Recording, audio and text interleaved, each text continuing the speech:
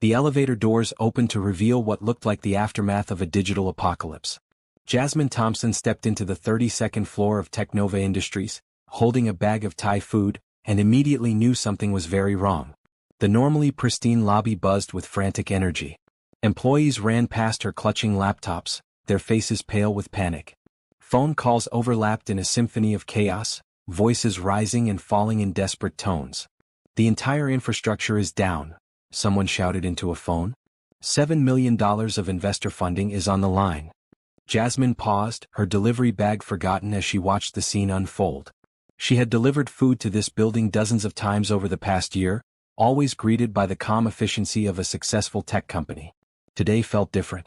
Today felt like watching an empire crumble in real time. A man in an expensive suit rushed past her, his tie askew and his usually perfect hair disheveled. She recognized him from the business magazines that sometimes featured Technova Industries' Ryan Mitchell, the young billionaire CEO who had built this company from nothing. Right now, he looked like someone watching everything he had worked for slip through his fingers. "Sir, the investors are arriving in 20 minutes, a stressed assistant called after him. "What do we tell them?" Ryan stopped dead in his tracks, running his hands through his hair. "I don't know, Emma. I honestly don't know." Jasmine watched him and something inside her chest tightened. She had seen that look before, the exact moment when someone realizes that all their careful planning, all their hard work might not be enough. She had worn that same expression a year ago when her own tech career had imploded, when whistleblowing about corruption had marked her as unemployable in the industry she loved. The Thai food order was for the executive floor, but as Jasmine made her way toward the reception desk, she caught fragments of increasingly desperate conversations. The company's flagship AI system, which was supposed to revolutionize data analysis for Fortune 500 companies, had crashed completely. Not just a minor glitch or temporary outage, a complete system failure that had wiped out months of work and threatened to derail the biggest investment presentation in the company's history. "Has anyone reached Tyler?" Ryan called out to his team. "Where is our CTO when we need him most?" "He's on his way back from the conference in Seattle," Emma replied, checking her phone frantically. "But his flight doesn't land for another 3 hours." Ryan's shoulders sagged. 3 hours might as well have been 3 years. The investors were coming now, expecting to see a demonstration of technology that no longer existed in working form. Jasmine approached the reception desk, where a young woman was juggling 3 phone calls while typing furiously on her computer. When she finally noticed Jasmine, she looked like she might cry. "I'm sorry, we can't really handle food deliveries right now," the receptionist said, her voice shaking. "Everything is just falling apart." "I can see that," Jasmine replied gently. "But I still need to deliver this order. It's already paid for." The receptionist looked around helplessly. "I don't even know who ordered it. Half our systems are down and everyone's in crisis mode." As if summoned by their conversation, Ryan appeared at the reception desk, looking even more frazzled than before. "Emma, do we have any update from the IT team?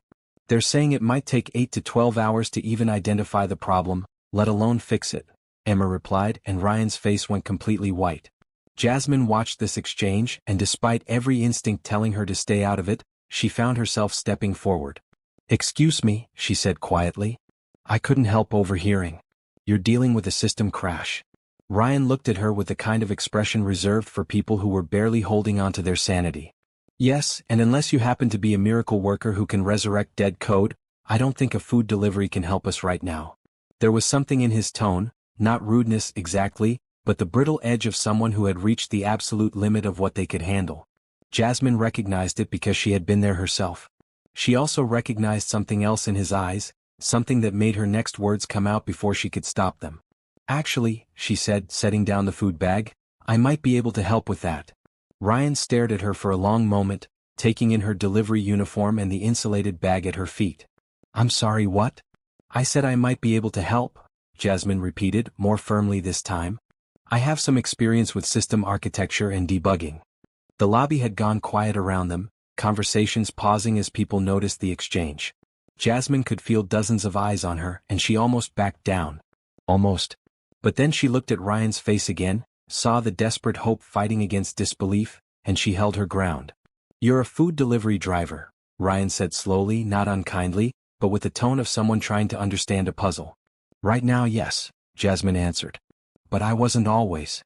Something in her voice made Ryan look at her more carefully. Really look at her, not just glance past her like most people did when they saw the delivery uniform. She watched as his expression shifted from polite dismissal to genuine curiosity. "Emma," he said without taking his eyes off Jasmine, "cancel the rest of my morning? Clear out conference room A." "Sir, the investors dash," Emma began. "We'll have to wait," Ryan finished. "I want to hear what she has to say."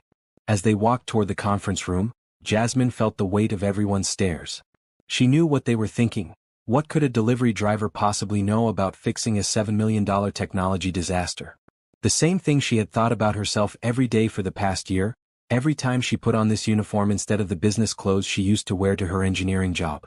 But as they entered the conference room and Ryan closed the door behind them, shutting out the chaos of the lobby, Jasmine felt something she hadn't experienced in months. She felt like herself again. Not the person who had been broken down and cast out, but the person who had once been brilliant enough to spot corruption that million-dollar audits had missed. "So," Ryan said, sitting down across from her at the polished conference table, "tell me who you really are." And for the first time in a year, Jasmine prepared to do exactly that. Ryan studied Jasmine's face as she sat across from him in the conference room. Through the glass walls, he could see his employees running around like ants in a disturbed hill, but something about this woman's calm presence made him feel like maybe, just maybe, there was hope. "My name is Jasmine Thompson," she began, her voice steady despite the chaos surrounding them. "Until 13 months ago, I was a junior back-end engineer at Dataflow Solutions." Ryan's eyebrows shot up. Dataflow Solutions was one of the biggest data management companies on the West Coast. Was? Jasmine's expression tightened slightly. "I was fired for reporting security vulnerabilities and data mishandling to federal regulators. The company claimed I was making false accusations to damage their reputation." "Were you?" "No." The word came out firm and clear. "I found evidence that they were selling user data to third parties without consent and covering up security breaches. When I reported it internally and nothing happened, I went to the authorities." Ryan leaned back in his chair. He remembered the Dataflow scandal that had broken about 8 months ago: massive fines, congressional hearings, executive resignations. "That was you." "That was me," Jasmine confirmed. "But by the time the truth came out, I had already been blacklisted. No tech company would touch me. Too much of a risk to hire someone who might report problems to regulators." "So you became a delivery driver." Jasmine shrugged, but Ryan caught the flash of pain in her eyes. "Bills don't stop coming just because your career imploded. I've been doing this for almost a year now, trying to figure out my next move." Through the conference room windows, Ryan could see his IT director, Steve, arguing with someone on the phone while gesturing wildly at his laptop screen. Every minute they spent talking was another minute closer to the investor's arrival, another minute closer to losing everything he had built. "What kind of experience do you have with system crashes?" he asked. "More than I'd like," Jasmine replied with a wry smile. "At Dataflow, I specialized in security architecture and system diagnostics. I found vulnerabilities that their entire cybersecurity team missed. I also freelance for smaller companies, helping them debug everything from payment processing failures to database corruptions." Ryan felt a spark of hope, quickly tempered by reality. "Jasmine, I appreciate the offer, but our system is incredibly complex. We're talking about advanced AI algorithms, machine learning protocols, distributed computing across multiple server farms. This isn't exactly a standard debugging job." "Neither was exposing a multi-billion-dollar data trafficking operation," Jasmine said quietly. "But I managed that." Before Ryan could respond, Emma burst through the conference room door, her face flushed with panic. "Ryan, I'm sorry to interrupt, but the investors just moved up their arrival time. They'll be here in 10 minutes. Ryan felt his stomach drop. 10 minutes? Their flight landed early, and they want to get the presentation over with so they can catch the next flight to their meeting in Los Angeles. Ryan closed his eyes and tried to think. 10 minutes wasn't enough time to fix anything, barely enough time to come up with a believable excuse for why their revolutionary AI system was completely non-functional. "What exactly happens if this presentation fails?" Jasmine asked. "We lose the $7 million in Series B funding," Ryan said, opening his eyes to meet her gaze. "Which means we can't finish developing the product, which means we can't fulfill our existing contracts, which means the company dies." "And how many people work here?" 87 employees, Ryan replied, understanding immediately why she was asking. 87 people lose their jobs if I can't figure this out." Jasmine stood up from the conference table. "Show me your server room." "Jasmine, I can't just let a delivery driver into our dash." Ryan. Her voice cut through his objection with quiet authority. Right now, I'm the only person in this building who isn't panicking, who has the skills you need, and who has nothing left to lose. Your choice is to trust me or watch everything collapse in the next few minutes. Ryan looked at her, really looked at her. Despite the delivery uniform, despite the impossible situation, there was something in her eyes that reminded him of himself when he had first started this company. Confidence built on competence, not arrogance. The look of someone who had stared down bigger problems and won. Emma, he said, making a decision that felt either brilliant or completely insane, escort Miss Thompson to the server room. Give her whatever access she needs. Sir, are you sure? No, Ryan admitted. I'm not sure about anything right now. But I'm sure that what we're doing isn't working.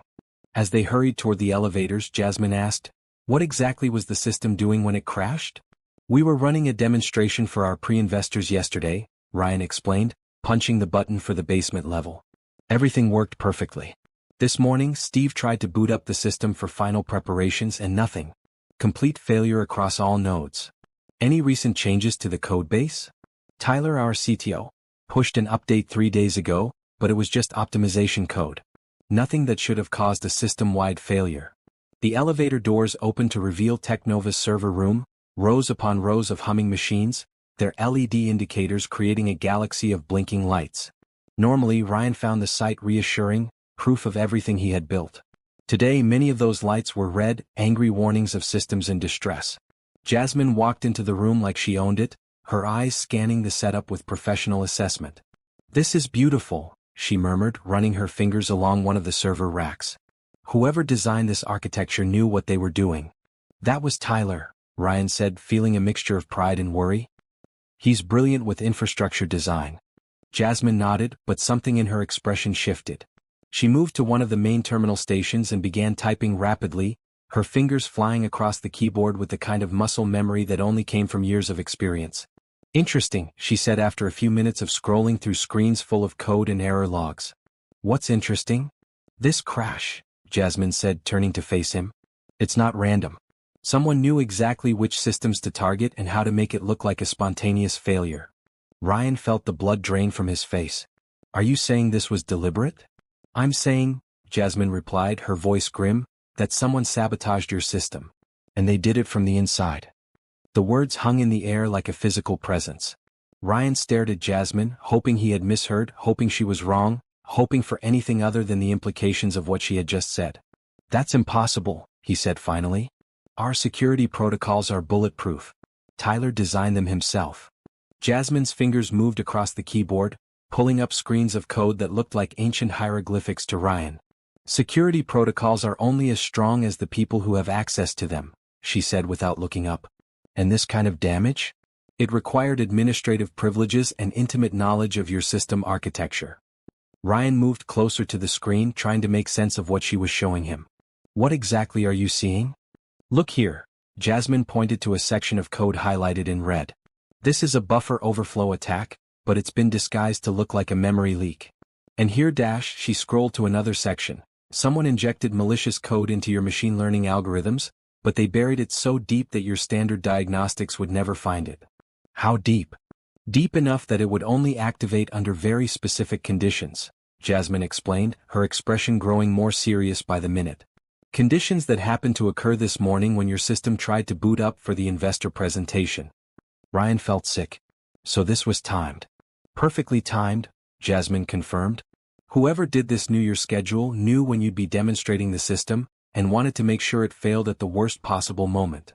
Through the server room's glass partition, Ryan could see Steve and 2 other IT technicians working frantically at their stations. None of them had spotted what Jasmine had found in minutes. Either she was incredibly gifted or his entire IT department was incompetent. Given everything he had seen of her work so far, he was beginning to suspect it was the former. Can you fix it? He asked. Jasmine was quiet for a long moment, studying the screens with intense concentration. Yes, she said finally. But it's going to take time, and it's going to require some creative solutions. How much time? If I work alone and nobody interrupts me? Maybe 2 hours for a temporary fix, 4 hours for a permanent solution. Ryan checked his watch. The investors had arrived 3 minutes ago and were currently being entertained in the executive conference room with coffee and small talk. Emma could probably stretch that for 20 minutes, maybe 30 if she was creative.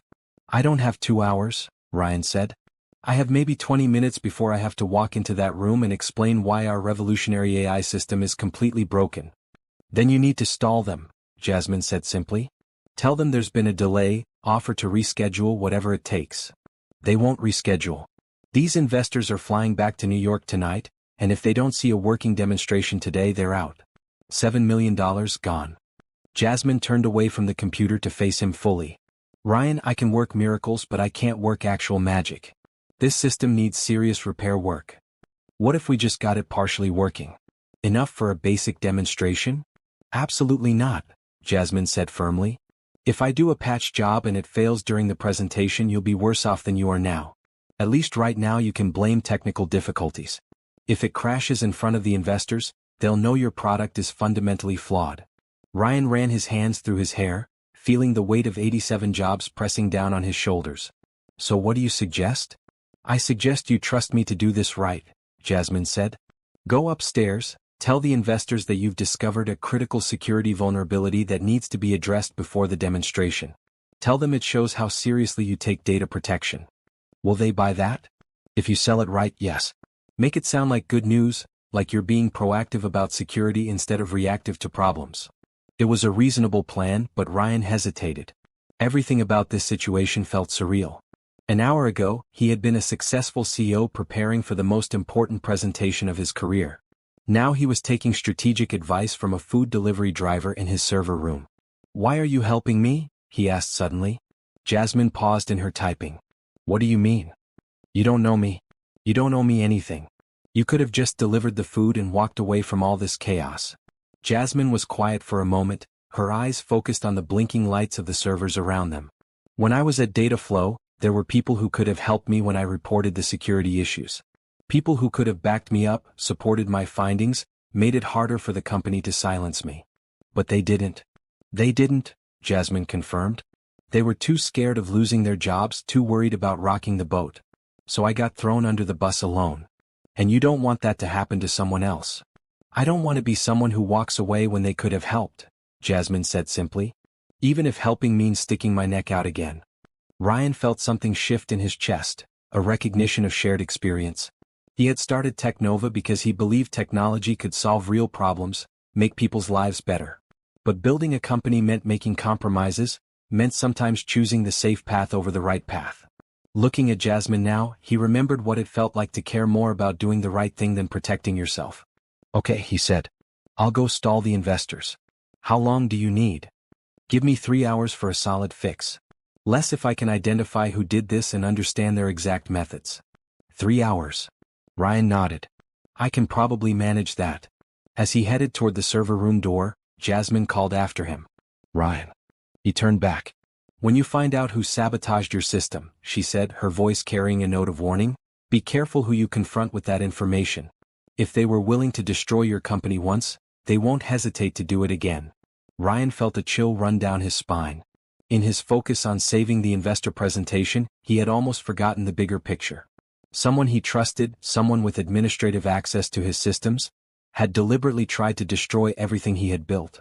As he walked back toward the elevator, Ryan realized that fixing the technical problem might be the easy part. Figuring out who had betrayed him and why was going to be much more complicated. Ryan stepped out of the elevator onto the executive floor and immediately spotted the cluster of expensive suits gathered around the coffee station. The investors, 4 middle-aged men and 1 woman, all carrying the confident air of people who made million-dollar decisions before breakfast. Emma was doing her best to keep them entertained, but Ryan could see the polite smiles starting to wear thin. Gentlemen, Ms. Rodriguez, Ryan said, approaching the group with more confidence than he felt. Thank you for accommodating the early arrival. Ryan, said James Peterson, the lead investor from Meridian Capital. We're eager to see this revolutionary AI system you've been promising. Our schedule is quite tight today. Of course, Ryan replied smoothly. Actually, that's what I wanted to discuss with you. This morning, our security team identified a potential vulnerability in our system architecture. The investors exchanged glances. A vulnerability? Asked Sarah Rodriguez from Phoenix Ventures. Nothing that affects the core functionality, Ryan assured them quickly. But as you know, data security is paramount in today's market. We'd rather delay the demonstration by a few hours than risk showing you a system that hasn't been fully secured. How long are we talking about? Peterson asked, checking his expensive watch. 3 hours maximum, Ryan said. Our team is implementing additional security protocols as we speak. The investors huddled together for a whispered conversation while Ryan tried to look calm and professional instead of like someone whose entire company was hanging by a thread. After what felt like an eternity, Peterson turned back to him. We can give you until 2 p.m., he said. We have a dinner meeting in Los Angeles tonight that we can't miss. 2 p.m. will be perfect, Ryan said, calculating frantically. That gave Jasmine exactly 3 hours and 15 minutes. As the investors settled into the lounge area to wait, Ryan excused himself and headed back toward the elevators. He needed to check on the IT team, make sure they weren't interfering with Jasmine's work, and figure out how to handle the growing suspicion that someone in his inner circle had betrayed him. The elevator ride to the IT department felt endless. When the doors finally opened, Ryan found Steve hunched over his computer, surrounded by empty coffee cups and crumpled papers. Any progress? Ryan asked. Steve looked up with bloodshot eyes. I've been through every diagnostic protocol we have. The system architecture is sound, the hardware is functioning perfectly, but something is blocking the AI algorithms from initializing properly. What about the rest of the team? Lisa's been checking for external intrusions, and Mike is reviewing all the recent code changes. So far, nothing. Ryan felt a stab of guilt. His team was working themselves into exhaustion trying to solve a problem that Jasmine had already diagnosed. But he couldn't tell them about her findings without explaining how a delivery driver had gained access to their server room and immediately spotted sabotage that they had missed. I want everyone to take a break, Ryan said. Go get some lunch, clear your heads. We'll regroup in an hour. Ryan, we can't stop now.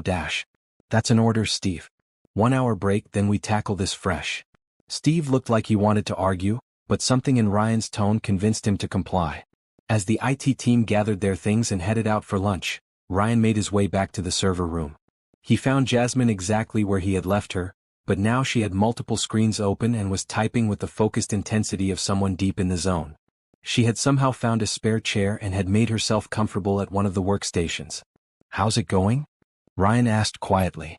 Better than expected, Jasmine replied without looking up. I've isolated the malicious code and I'm working on removing it without corrupting the core algorithms. The good news is that your system is fundamentally sound. This is all surface-level sabotage. Surface level? Designed to cause maximum disruption with minimum actual damage, Jasmine explained. Whoever did this wanted to destroy your presentation, not permanently cripple your company. Ryan frowned. Why would someone want to sabotage the presentation specifically? That's what I've been thinking about, Jasmine said, finally turning to look at him. Who benefits if this investor deal falls through? Our competitors, I suppose. But none of them have access to our systems. What about internal benefits? Anyone who might profit from the company's valuation staying low. Ryan felt cold realization wash over him. Someone who wanted to buy out the company at a discount. Or someone who had a separate deal lined up that would be threatened by new investment money, Jasmine added. Before Ryan could respond, his phone buzzed with a text message. Tyler, his CTO and business partner, checking in from Seattle. How's the prep going for the big presentation? Can't wait to get back and see the investors' faces when they see what we've built. Ryan stared at the message, reading it twice. Something about the timing felt wrong. Tyler knew the presentation was today, knew how important it was, yet he had scheduled a conference trip that would keep him away during the most critical moment in the company's history. Jasmine, Ryan said slowly, you mentioned that this sabotage required administrative access. Yes. Someone with root privileges across your entire system. How many people have that level of access? Jasmine pulled up a security screen. According to your user logs, only 3 people. You, your CTO Tyler, and your head of IT. Steve would never dash. Steve couldn't, Jasmine interrupted. I've been watching the access logs. The malicious code was inserted 3 days ago at 11:47 p.m. Steve was logged into the customer support system at that time, handling a client emergency. I can see his activity logs. Ryan felt his world tilt. Tyler was in the office late that night. He said he was optimizing the system for the presentation. Ryan, Jasmine said gently, is there any reason Tyler might want this presentation to fail? Ryan sank into a nearby chair, his mind racing through memories and conversations. Tyler had been his college roommate, his co-founder, his best friend. but lately there had been tensions. Disagreements about the company's direction, arguments about taking on investors versus staying independent. He's been pushing for us to accept a buyout offer from Data Corp instead of taking investor money, Ryan said slowly. He thinks bringing in outside investors will dilute our control over the company. How much is Data Corp offering? $50 million for the entire company. But that would mean laying off most of our staff and essentially dissolving Technova into their existing operations. Jasmine nodded grimly. And if your investor presentation fails, if you can't secure the $7 million in development funding, we'd be forced to consider the buyout, Ryan finished. It would be our only option to avoid bankruptcy. The server room fell quiet except for the steady hum of the machines around them. Ryan felt like he was standing at the edge of a cliff, looking down at the wreckage of everything he thought he knew about his business partner and closest friend. I need proof, he said finally. I can't accuse Tyler based on suspicions and timing. I'm working on that, Jasmine replied, turning back to her screens. If Tyler did this, he left digital fingerprints. I just need to know where to look. As Jasmine dove back into her work, Ryan stepped outside the server room to clear his head. Through the building's windows, he could see the city spread out below, full of people going about their normal lives, unaware that the fate of 87 jobs was being decided in a basement server room by a delivery driver turned digital detective. His phone buzzed again. Another message from Tyler. Everything on track? No last-minute surprises, I hope. Ryan stared at the message for a long time before typing back. Everything's under control. See you when you get back. But as he hit send, Ryan realized that nothing was under control anymore. The only question was whether Jasmine could fix his system before he had to decide what to do about his best friend's betrayal. 2 hours into Jasmine's work, the server room had become her command center. She had 3 workstations running simultaneously, each screen displaying different aspects of the Technova system architecture. Empty coffee cups and energy bar wrappers littered the desk around her. Ryan had quietly ensured she had everything she needed without interrupting her flow. Got you, Jasmine muttered, leaning back in her chair with satisfaction. Ryan looked up from where he had been pacing near the door, checking his phone obsessively for updates from the increasingly restless investors. Got what? Proof, Jasmine said, swiveling her chair to face him. Tyler didn't just sabotage your system. He's been preparing for this for weeks. She gestured to one of her screens, which showed a complex network diagram with dozens of red markers. Look at this. He's been systematically creating backdoors in your security protocols, installing monitoring software to track your communications with investors, and setting up automated scripts to crash specific system components.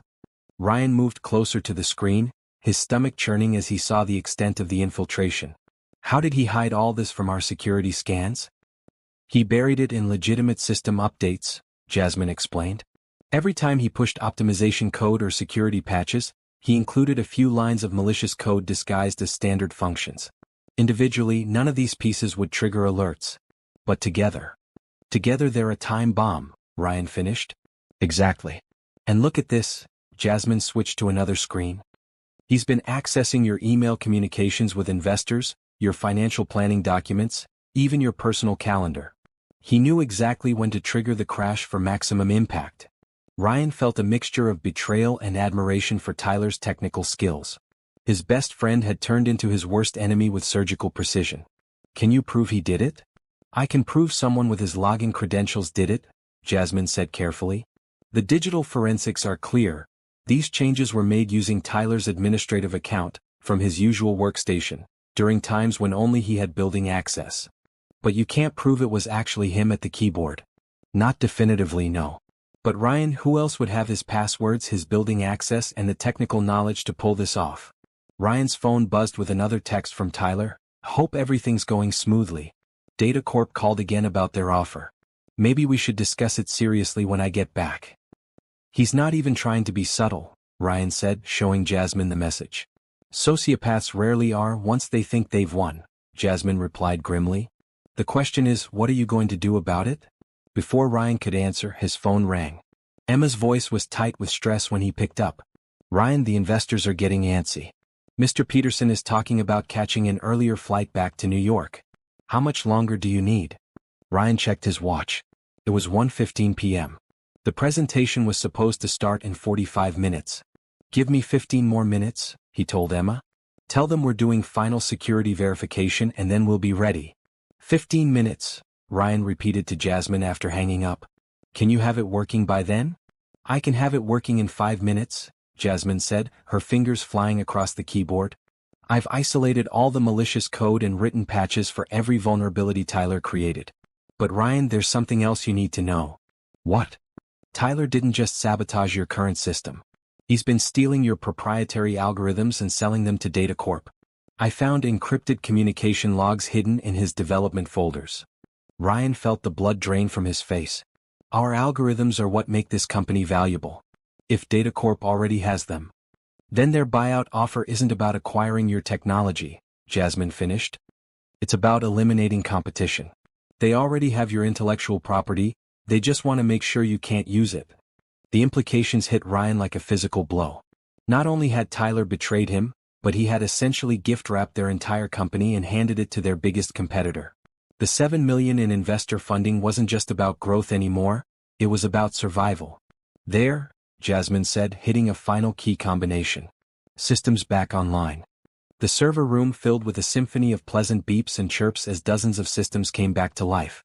Lights that had been red for hours turned green, error messages disappeared from screens, and the gentle hum of the servers shifted to a more confident purr. That's it? Ryan asked. It's fixed. It's more than fixed, Jasmine said with a small smile.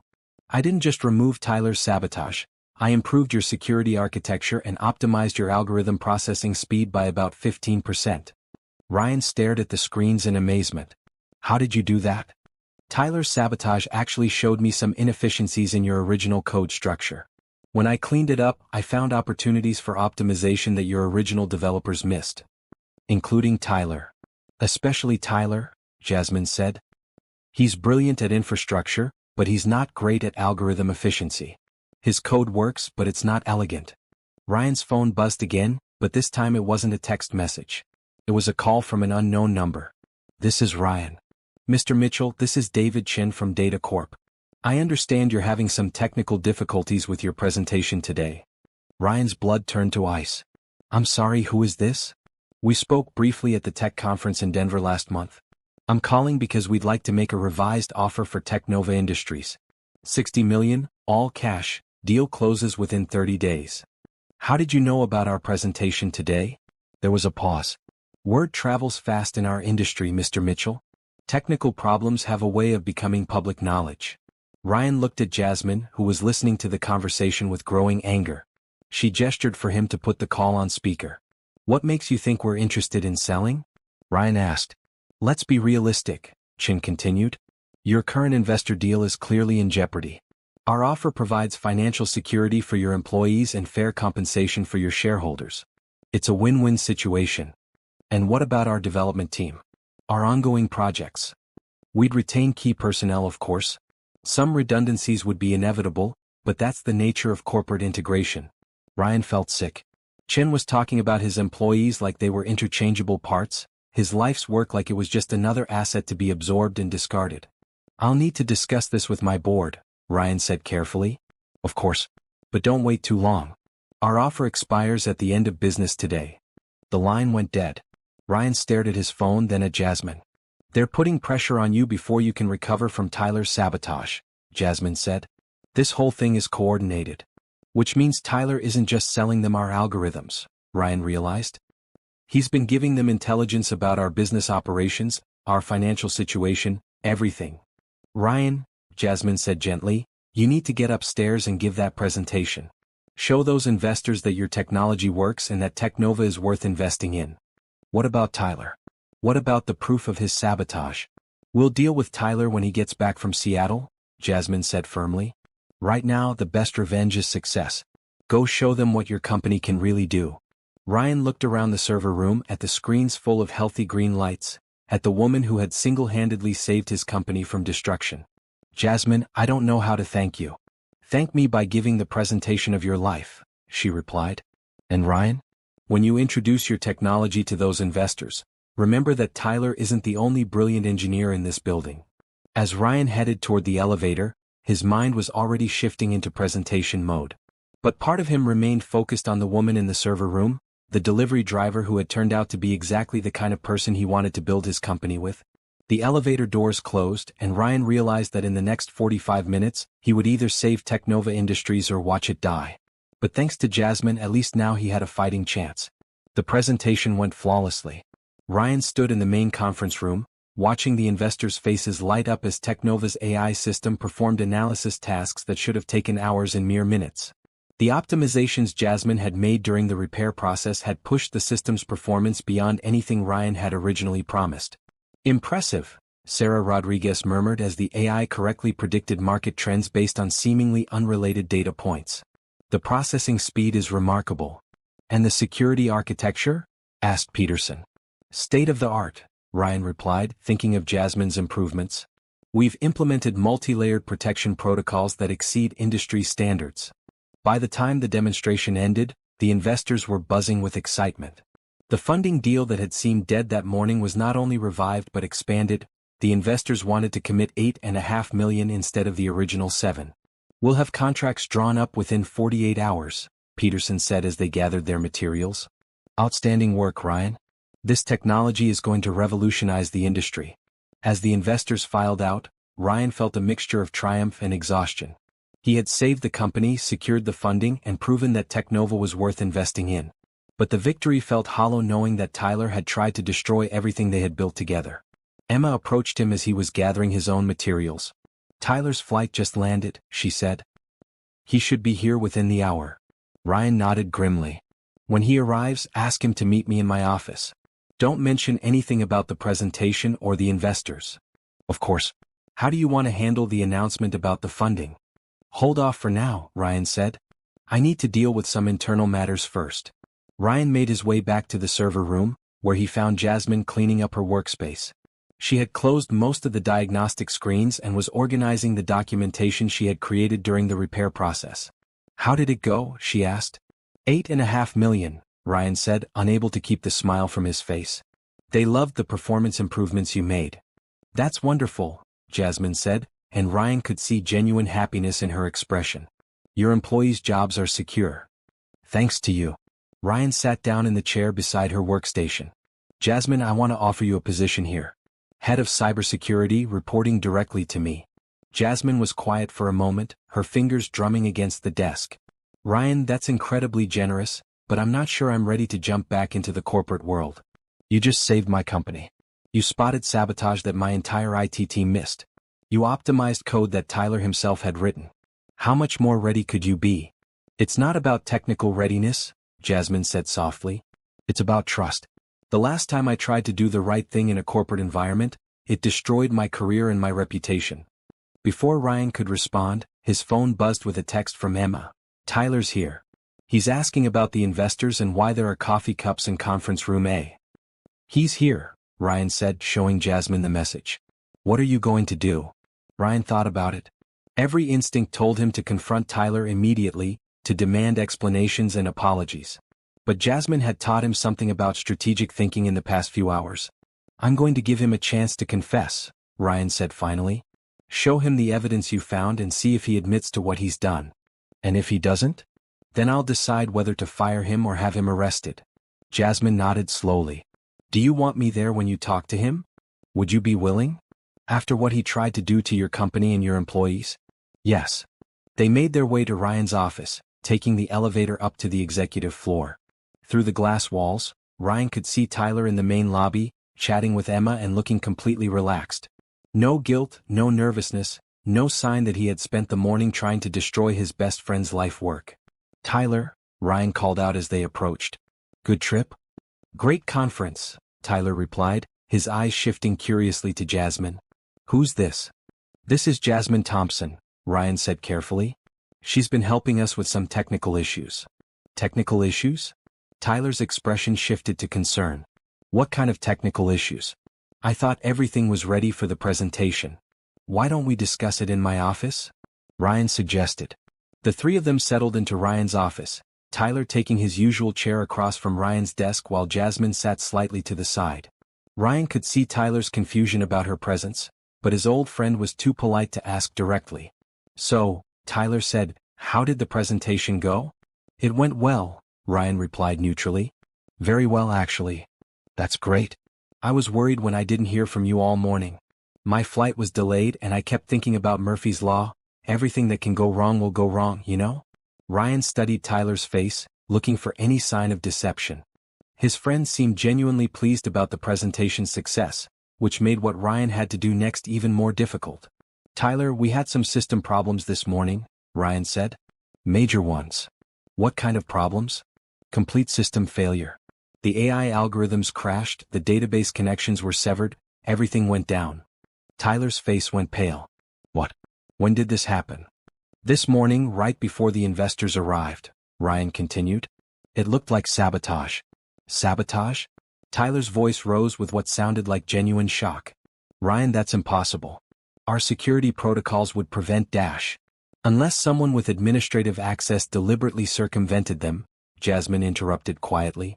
Tyler turned to look at her, really seeing her for the first time. I'm sorry, but who are you exactly? And what qualifications do you have to make accusations about our security? I'm the person who found the malicious code in your system, Jasmine replied calmly. Code that was inserted using your login credentials 3 nights ago. The office fell completely silent. Ryan watched Tyler's face cycle through a series of expressions: confusion, understanding, calculation, and finally resignation. I don't know what game you're playing, Tyler said slowly, but I was in Seattle 3 nights ago. I have hotel receipts, conference attendance records dash. You were in Seattle yesterday and today, Jasmine corrected. 3 nights ago you were here until almost midnight working on what you called optimization code. Tyler looked at Ryan with an expression of hurt betrayal. You really think I would sabotage our own company? I think you've been selling our algorithms to Data Corp, Ryan said quietly. I think you've been planning to tank our investor deal so we'd be forced to accept their buyout offer. That's insane dash. I have the communication logs, Tyler, Jasmine said, pulling out a printed stack of papers. Encrypted messages between your system account and Data Corp servers. File transfers of proprietary code. Even records of payments to offshore accounts registered under shell companies. Tyler stared at the papers in Jasmine's hands, and Ryan saw the exact moment when his friend realized the game was over. The defensive anger faded from Tyler's face, replaced by something that looked almost like relief. How long have you known? Tyler asked quietly. Since this morning, Ryan replied. Since Jasmine figured out that our system crash wasn't an accident. Tyler leaned back in his chair, closing his eyes. I never wanted it to go this far. How far did you want it to go? Ryan asked, fighting to keep his voice level. I wanted us to take the Data Corp deal, Tyler said, opening his eyes to meet Ryan's gaze.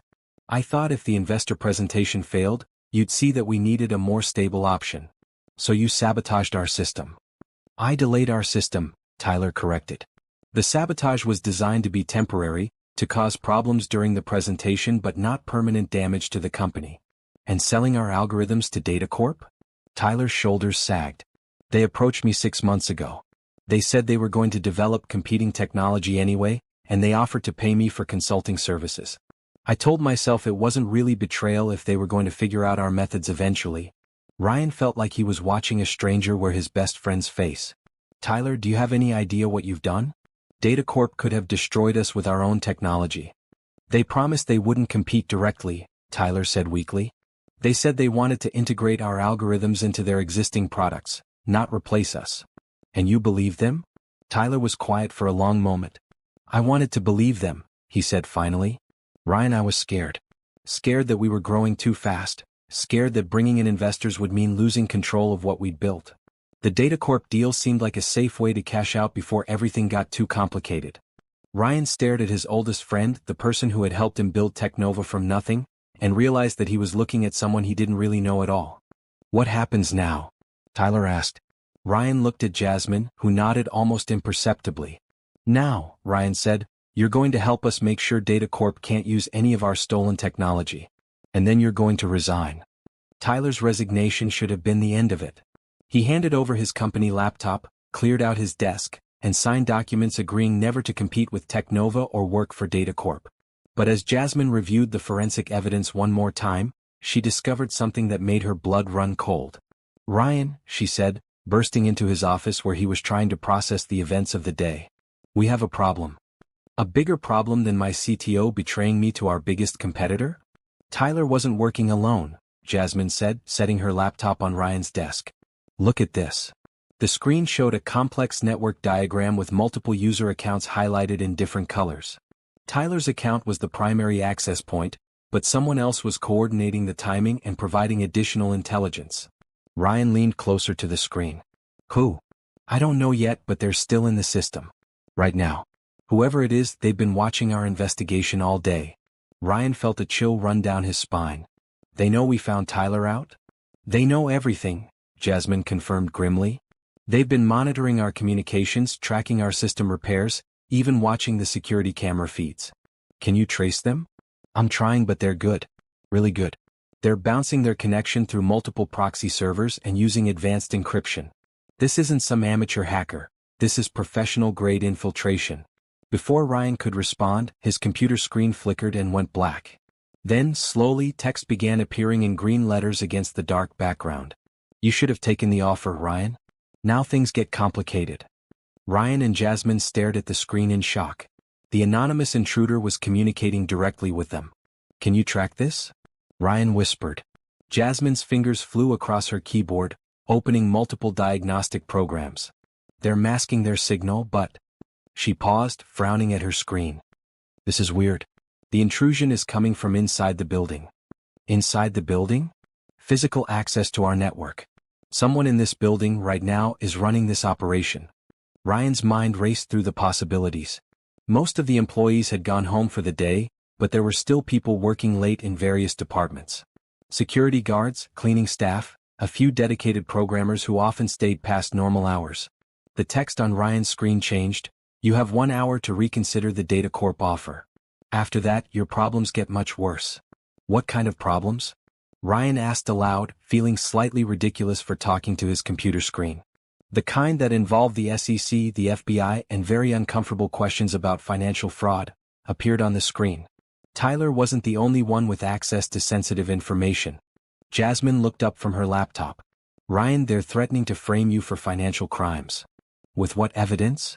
They don't need real evidence, Jasmine said grimly.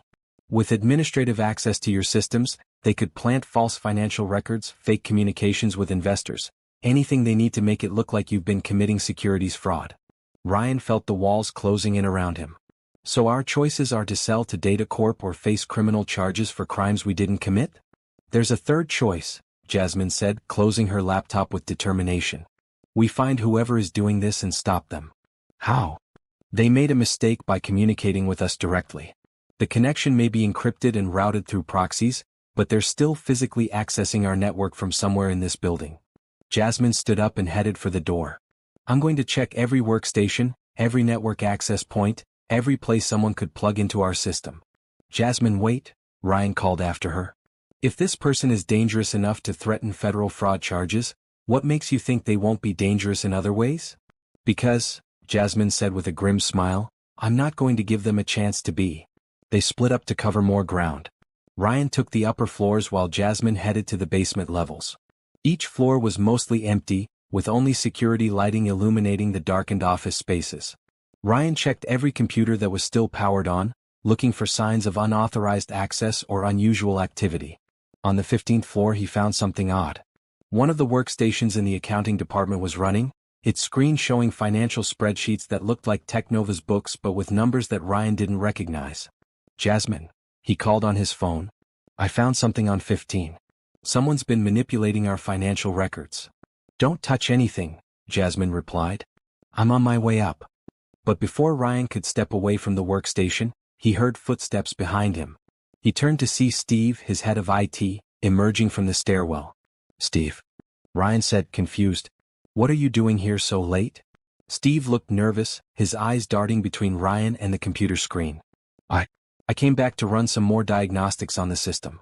After the crash this morning, I wanted to make sure everything was really stable.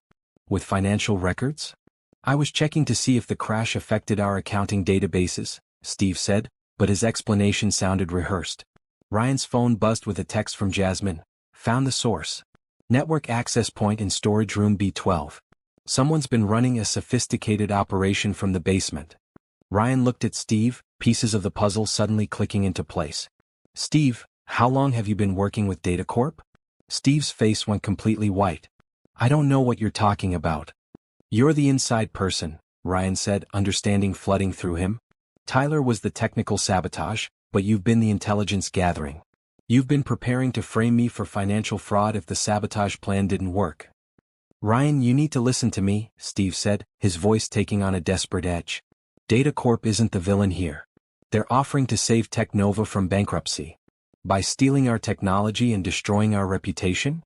By providing stability. Steve's composure was cracking. You think those investors are going to stick around when things get tough? Data Corp offers guaranteed employment, guaranteed benefits, guaranteed future. For who? You. Steve pulled out his phone and started typing rapidly. I'm sending the financial documents to the SEC right now.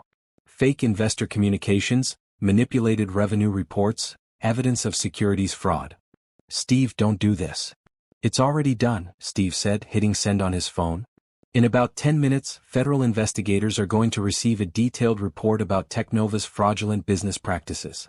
Your only choice now is to take the Data Corp deal and hope they can provide legal protection. Ryan stared at his head of IT, someone he had trusted with the company's most sensitive information, and realized that the betrayal ran deeper than he had imagined. Tyler's sabotage had been motivated by fear and poor judgment. Steve's campaign was motivated by something much darker. Why?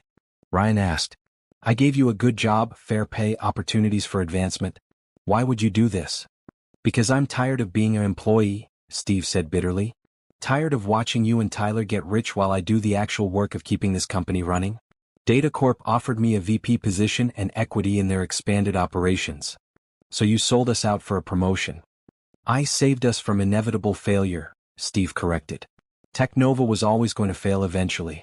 I just made sure we failed in a way that benefits everyone. Ryan's phone rang. Jasmine. Ryan, get out of there now. I found Steve's setup in the basement, and he's been monitoring all our communications. He knows we're onto him. Ryan looked at Steve, who was smiling now with cold satisfaction. Too late, Ryan, Steve said. Even if you could prove I planted the evidence, the damage is done. The SEC doesn't wait for proof to start investigations. Your company is finished. But Ryan was thinking about something Jasmine had said earlier about digital forensics and evidence trails. Steve, you made one mistake. What mistake? You assumed I was as stupid as Tyler, Ryan said, backing toward the stairwell. You assumed I wouldn't document everything. Steve's confident expression faltered slightly. What do you mean? I mean, Ryan said, pushing open the stairwell door, that every conversation, every screen session, every keystroke you've made today has been recorded and logged. And in about 5 minutes, those logs are going to prove that you planted fake evidence against me. Ryan ran for the stairs, leaving Steve staring after him in growing panic. But as he reached the stairwell, Ryan heard Steve's voice behind him, shouting into his phone. Execute the backup plan. Now. Ryan found Jasmine in the basement storage room, surrounded by computer equipment that looked like something from a spy movie. Multiple laptops, network hardware and cables snaked across the floor, connecting to Technova's main server infrastructure through a hidden access panel. This is incredible, Jasmine said without looking up from one of the laptops. Steve's been running a parallel intelligence operation for months. He's got copies of every email, every financial document, every strategic planning session. He just sent fake evidence to the SEC, Ryan said breathlessly. He claims he has proof that I've been committing securities fraud. Actually, he doesn't, Jasmine replied with a grim smile. Look at this. She turned one of the laptops toward Ryan, showing a screen full of file creation timestamps and metadata. Every fake document Steve created has digital fingerprints that prove when and how it was made. The SEC might start an investigation, but any forensic analysis will show that these documents were fabricated today. What about his backup plan? He mentioned something about executing a backup plan. Jasmine's expression darkened. I was afraid of that. Look at this. She switched to another screen showing network traffic patterns. He's been preparing to crash not just our AI system, but our entire corporate network. Backups, financial records, employee databases, everything. Can he do that remotely? Not remotely, but he doesn't need to. He's got physical access to our servers and... Jasmine paused, her face going pale. Ryan, he's not just planning to crash our systems. He's planning to make it look like we're being hacked by foreign agents. What do you mean? These network logs show connections to servers in Russia, China, North Korea. If Steve triggers this backup plan, it'll look like Technova was infiltrated by hostile foreign intelligence services. That's not just a business scandal, that's a national security issue. Ryan felt sick. Which would force the government to shut us down immediately. And seize all our assets pending investigation, Jasmine confirmed. After which Data Corp would be perfectly positioned to acquire our technology through federal asset auctions.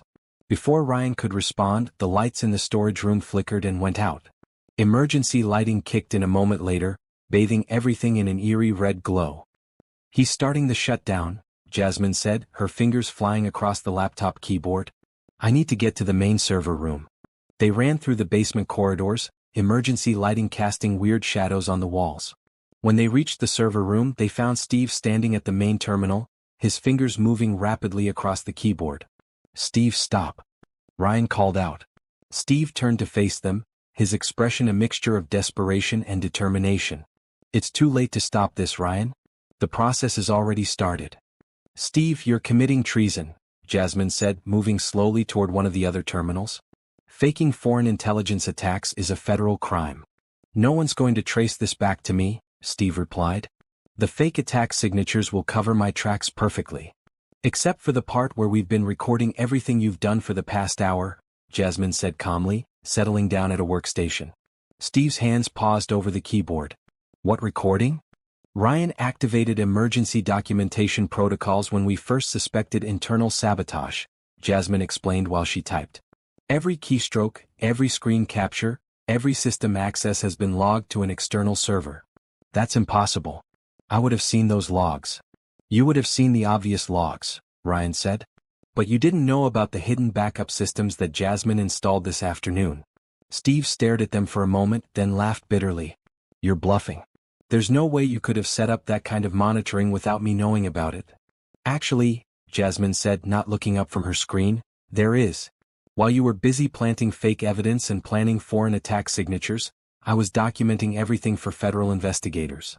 To prove her point, Jasmine pulled up a screen showing a comprehensive log of all of Steve's activities, complete with timestamps, IP addresses, and even screenshots of the fake documents he had created.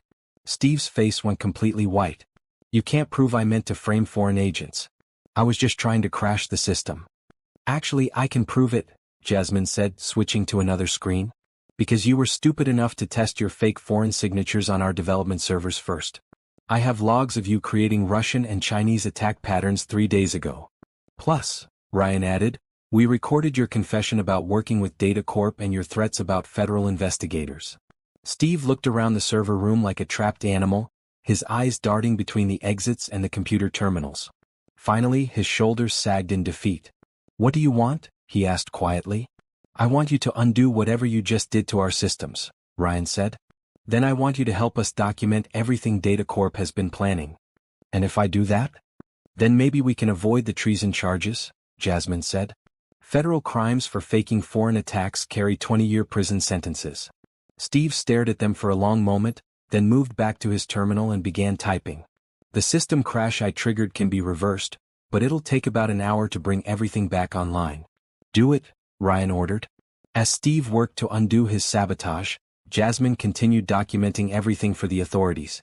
Ryan, we need to call the FBI. This goes way beyond corporate espionage. What about the SEC investigation Steve triggered? Once we provide them with evidence that the documents were fabricated as part of a foreign intelligence false flag operation, they'll drop the investigation against you and start one against Data Corp for conspiracy. Ryan watched Steve working at the terminal, his former head of IT now just another criminal trying to minimize his prison sentence. Steve, how much was Data Corp paying you for this? $2 million up front, plus a VP position, Steve replied without looking up.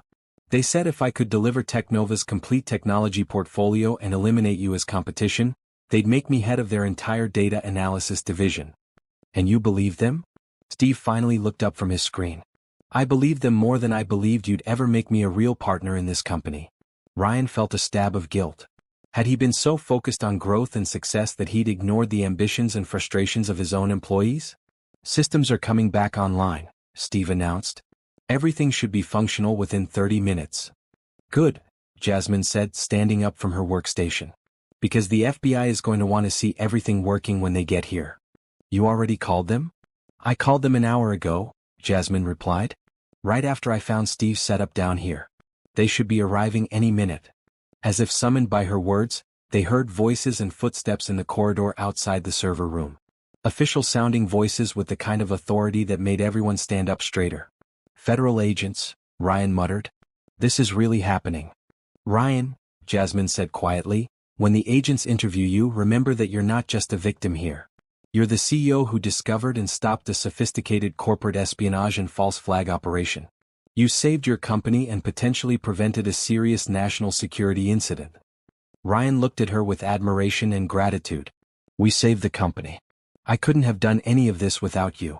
Actually, Jasmine said with a small smile, I think you could have. You just needed someone to remind you that doing the right thing is more important than being safe. The server room door opened, and 3 FBI agents in dark suits entered, followed by 2 people Ryan didn't recognize carrying laptops and forensic equipment. Mr. Mitchell? The lead agent asked. I'm Agent Rodriguez. We understand you've uncovered some serious criminal activity. That's correct, Ryan replied, standing up straighter. And we have everything documented. 3 weeks later, Ryan sat in his office reading the morning news coverage of the DataCorp scandal. The FBI investigation had unraveled a conspiracy involving multiple tech companies, federal contract fraud, and what prosecutors were calling the most sophisticated corporate espionage operation in Silicon Valley history. Tyler had cooperated with federal investigators in exchange for reduced charges and was serving 6 months of house arrest while helping prosecutors understand the technical aspects of the conspiracy. Steve faced serious federal charges but was also cooperating, providing evidence about DataCorp's broader pattern of corporate theft and market manipulation. DataCorp itself was facing congressional investigations, SEC violations, and potential criminal charges against 3 of their senior executives. Their stock price had crashed and they were reportedly considering bankruptcy. Mr. Mitchell? Emma's voice came through the intercom. Jasmine Thompson is here to see you. Send her in, Ryan replied, closing his laptop. Jasmine entered wearing a professional pantsuit instead of her delivery uniform, looking every inch the tech executive she had always been capable of becoming. But Ryan could see uncertainty in her expression. How are you holding up? She asked, sitting down across from his desk. Better than I expected, Ryan replied honestly. The investor funding came through, we've hired additional security staff, and we're actually getting new business from companies who want the kind of cybersecurity expertise that caught this conspiracy. That's wonderful. Jasmine, Ryan said, leaning forward, I want to talk to you about the CTO position. Ryan dash. Hear me out, he interrupted gently. Tyler's resignation left us without technical leadership, and over the past 3 weeks, I've realized that what happened with DataCorp could happen again. We need someone with real cybersecurity expertise, someone who understands that technology companies have to be ethical companies. Jasmine was quiet for a moment, looking out the window at the city below. What would the job actually involve? Technical oversight of all our development projects, cybersecurity architecture, and building a team of engineers who share our values, Ryan explained. Plus a budget to implement any security measures you think are necessary. And the corporate culture issues? The problems that made employees like Steve feel undervalued and overlooked. Ryan smiled. That's actually one of the main reasons I want you for this job. You understand what it feels like to be marginalized and dismissed. I want you to help me make sure that never happens to anyone at Technova. What about my reputation in the industry? Some people still think I was wrong to report the problems at Dataflow. The people who think you were wrong to report criminal activity are not the people we want to work with, Ryan said firmly. Besides, after the past 3 weeks, I think your reputation for integrity is exactly what the industry needs. Jasmine looked at him with a mixture of hope and caution. Can I ask you something honestly? Of course. Is this job offer because you feel guilty about what happened to me, or because you actually think I'm qualified? Ryan stood up and walked to the window, looking down at the busy street below. Jasmine, in one day you diagnosed a complex sabotage operation that my entire IT team missed. You fixed our system faster than Tyler could have. You optimized our code beyond what our original developers achieved. You gathered evidence that helped the FBI bust a multi-company conspiracy. He turned back to face her. The question isn't whether you're qualified. The question is whether we're good enough to deserve you.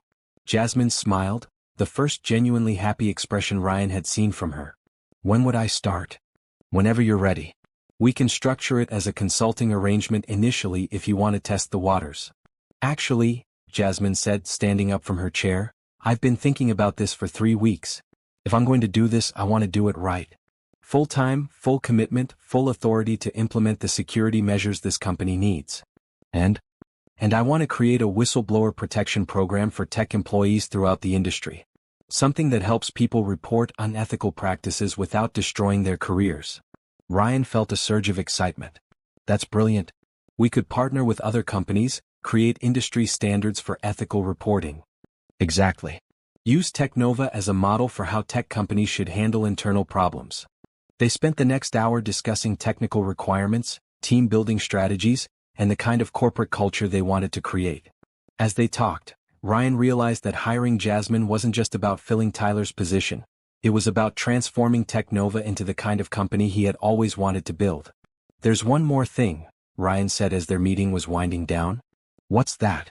I want you to know that this job offer isn't conditional on anything other than your professional abilities. But I also want you to know that working together these past few weeks has been the most rewarding professional experience I've had in years.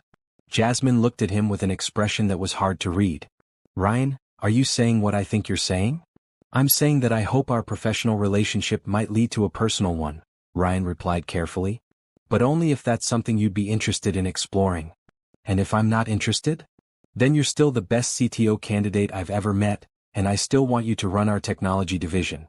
Jasmine was quiet for a moment, and Ryan felt his heart rate increase as he waited for her response. I think, she said finally, that might be something worth exploring.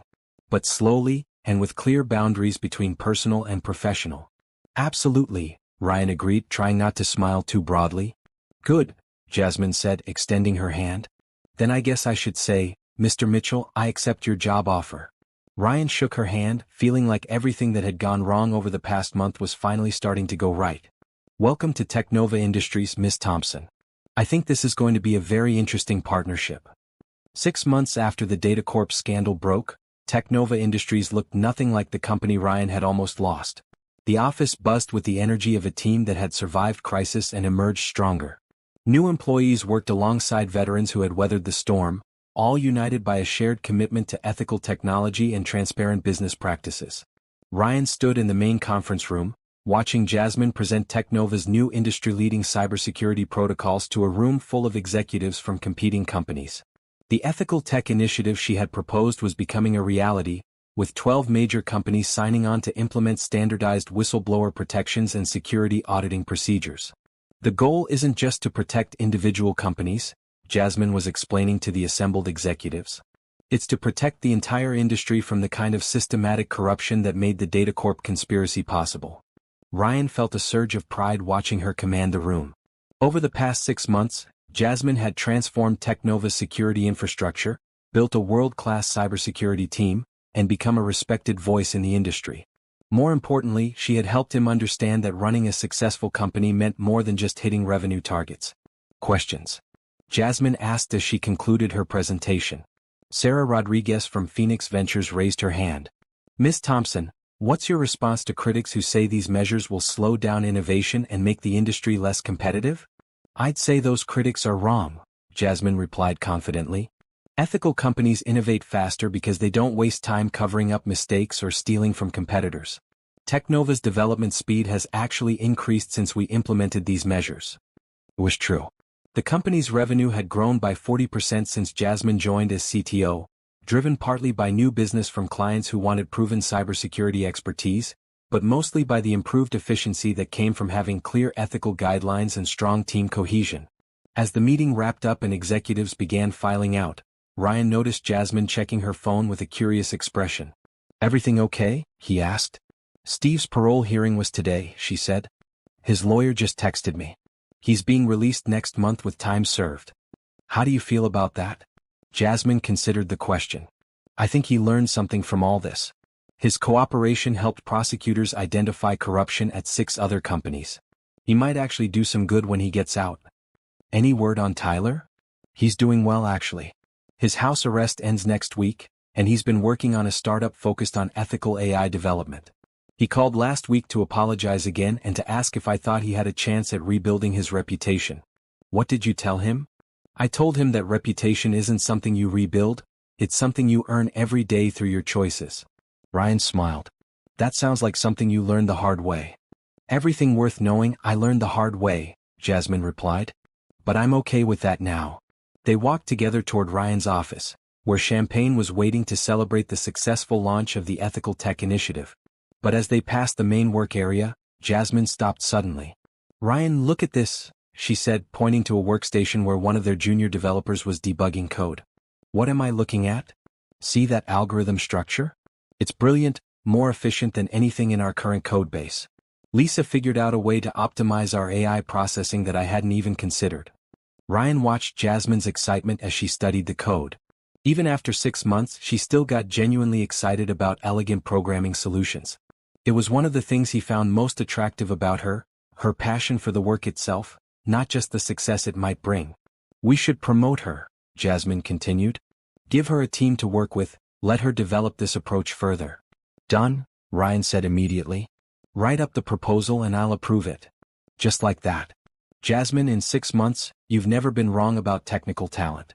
If you think Lisa deserves a promotion, she gets a promotion. They continued to Ryan's office, where the champagne and the view of the city skyline were waiting.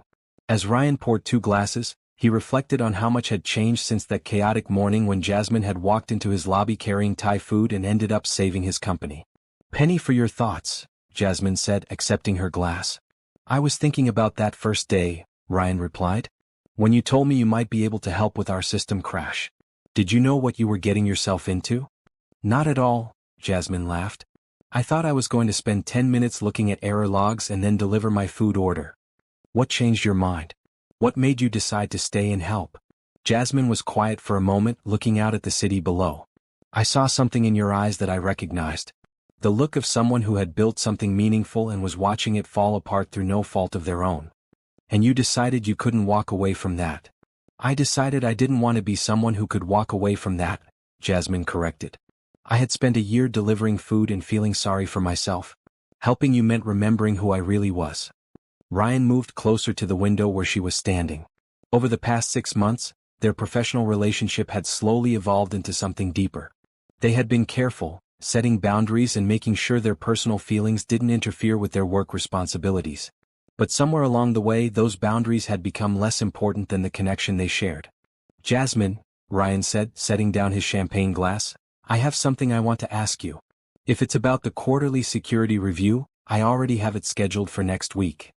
It's not about work, Ryan said, smiling at her automatic assumption that everything was business-related. It's about us. Jasmine turned to face him, her expression shifting from professional to personal. What about us? We've been doing this careful dance for 6 months now, keeping our personal and professional lives separate. And it's worked well, we've built an amazing company together. But I don't want to spend the rest of my life wondering what might have happened if I'd been brave enough to tell you how I really feel. Jasmine set down her own glass, her eyes searching his face. And how do you really feel? I feel like I want to build a life with you, not just a company, Ryan said honestly. I feel like the best part of every day is working alongside you, solving problems together, creating something meaningful. Ryan. I know it's complicated, he continued. I know mixing business and personal relationships is risky. But I also know that the most important things in life usually are risky. Jasmine was quiet for a long moment, and Ryan felt his heart pounding as he waited for her response. You know what I realized about 6 weeks ago? She said finally. What? I realized that I had stopped thinking about Technova as your company. I started thinking about it as our company. Our team, our vision, our future. And how do you feel about that? Terrified, Jasmine admitted with a smile. But also excited. I spent so long being afraid to trust people, afraid to invest in anything that could be taken away from me. And now I think maybe the scariest thing would be not investing in something because I was afraid of losing it. Ryan reached for her hands, feeling the same mixture of excitement and terror that had driven him to start Technova in the first place. So what do you think? Want to take another risk together? I think, Jasmine said, stepping closer to him, that taking risks with you has worked out pretty well so far. As Ryan leaned down to kiss her, he caught a glimpse of the city spread out below them through the office windows. Millions of people going about their lives, building companies, falling in love, taking chances on uncertain futures. 6 months ago, he had been just another startup CEO trying to survive long enough to make his mark on the world. Now, as Jasmine kissed him back with warmth and promise, Ryan realized he had found something better than success. He had found a partner who shared his values, challenged his assumptions, and made him want to build something that would last. When they finally broke apart, Jasmine smiled at him with the same confident expression she wore when solving complex technical problems. "So," she said, "what's our next project?" Ryan laughed, pulling her closer. "I think our next project is figuring out how to build a life together that's as amazing as the company we've created." "That's a pretty ambitious goal," Jasmine replied. "Good thing we're both pretty good at solving complicated problems." Outside the windows, the sun was setting over the city, painting the sky in shades of orange and pink. And inside Technova Industries, two people who had found each other in the midst of crisis were getting ready to build something even better than either of them could have imagined alone. The code was complete, but the program was just beginning. Thank you for taking this journey with Ryan and Jasmine. Their story shows us that sometimes the most unexpected encounters can change everything. A simple food delivery that becomes a life-changing partnership, a moment of crisis that reveals hidden strengths, and the power of choosing integrity over safety. I'd love to hear your thoughts on their story. Here are some questions I'm curious about. What moment in the story resonated most with you? Was it Jasmine's courage in helping despite her past trauma, Ryan's decision to trust a stranger, or their slow build toward partnership? Do you think Jasmine made the right choice in leaving her delivery job to return to tech? What would you have done in her situation? How did you feel about Tyler's betrayal? Do you think people deserve second chances after making serious mistakes? What did you think about the way Ryan and Jasmine handled mixing their professional and personal relationships? If you were building a tech company, what values would be most important to you? Please share your thoughts in the comments below. I read every single one and love hearing how these stories connect with your own experiences.